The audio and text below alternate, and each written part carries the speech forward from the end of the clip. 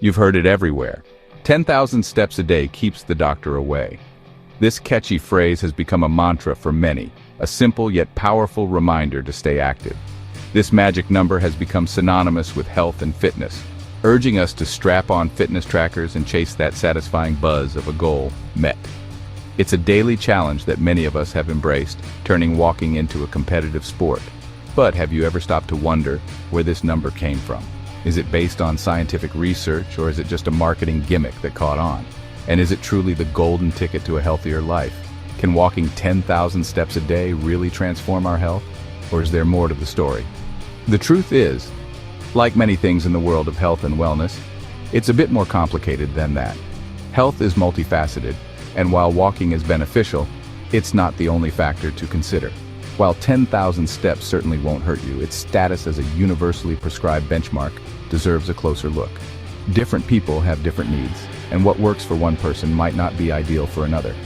To understand why, we need to delve into the origins of this ubiquitous goal and, more importantly, what science actually tells us about physical activity and its impact on our well-being. The 10,000-step goal has an interesting history that dates back to a marketing campaign in Japan in the 1960s. So, before you let those blinking LEDs dictate your daily routine, let's take a walk through the evidence and uncover the truth behind the 10,000-step phenomenon.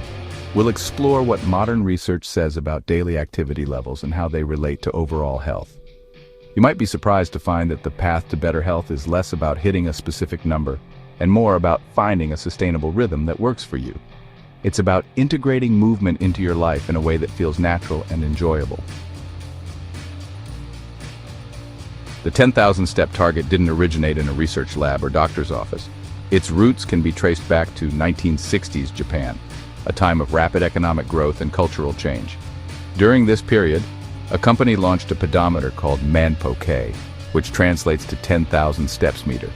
This catchy name and the device's built-in goal resonated with consumers, capturing their imagination and enthusiasm.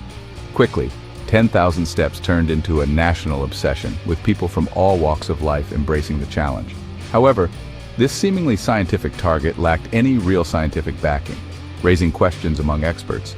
It was, at its core, a marketing strategy that struck a chord and embedded itself in the public consciousness, driven by clever advertising. Over time, this commercial invention morphed into a widely accepted health recommendation, transcending its origins. It is often touted as the key to a longer, healthier life, embraced by fitness enthusiasts and health professionals alike. The problem with this accidental origin story is that it bypassed the rigorous process of scientific inquiry, which is essential for validating health claims. It wasn't based on studies analyzing the precise amount of physical activity needed to reap health benefits, leaving a gap in scientific evidence. Instead, it became a self-perpetuating cycle where the popularity of the goal fueled its acceptance as a health standard.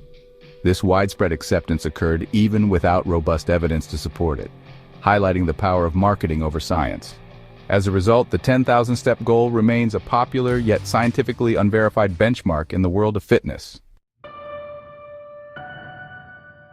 Modern research paints a more nuanced picture of physical activity and health than the simple 10,000-step mantra suggests. While the idea of hitting 10,000 steps a day has become a popular goal, it's not the only way to stay healthy. Studies have consistently shown that any amount of physical activity is better than none.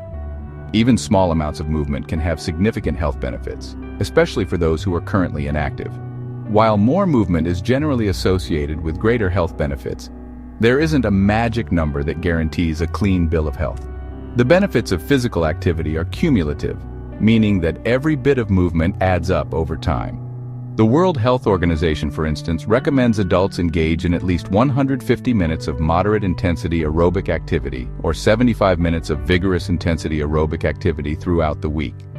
This can include activities like brisk walking, cycling, or even dancing. This translates to about 30 minutes of moderate exercise 5 days a week. However, it's important to remember that these guidelines are just that, guidelines. They provide a framework, but individual needs can vary. These guidelines emphasize the importance of consistent physical activity, regardless of whether it's achieved through structured exercise or simply incorporating more movement into daily life. Everyday activities like gardening, cleaning, or even playing with your kids can contribute to your overall physical activity. The key takeaway from the research is that the focus should be on overall movement and reducing sedentary behavior. Prolonged periods of inactivity can be detrimental to health, so it's crucial to find ways to break up long stretches of sitting. Instead of fixating on a specific number, aim to find ways to be more active throughout your day. Whether it's taking the stairs instead of the lift, parking further away from your destination, or even standing while talking on the phone, walking or cycling during your commute, or incorporating short walks into your daily routine, or simply getting up and moving around every hour. The goal is to make physical activity a regular part of your life in whatever form that takes.